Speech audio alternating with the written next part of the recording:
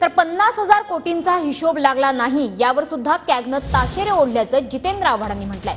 सर्वसामान्यांचे 50,000 कोटी गेले कुठे असा सवाल उपस्थित करत जितेंद्र आव्हाडांनी सरकारवर निशाणा साधलाय।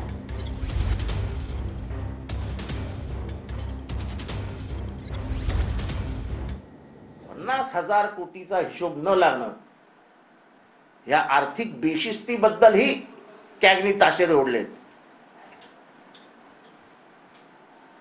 हे सर्वसामान्यांचं सरकार आहे, त्या सर्वसामान्यांच्या हातातले 50,000 कोटी रुपये गेले कुठे?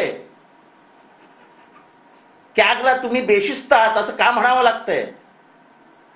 वास्तववादी अर्थसंकल्प मांडा असं कॅगला का म्हणावं लागतंय?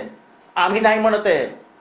या देशातली अकाउंट्स मधली सर्वात मोठी बॉडी म्हणते जे हजार 2,000 कोटी रुपये तुम्ही वाटतात ना आमदारांना, ते कुठनं आणणार ते सांगा। आता जेव्हा कॅगने हा अहवाल काढलाय, जा तिला दिले 1,000 कोटी, आम्हाला मग दे, जा दिला 100 कोटी।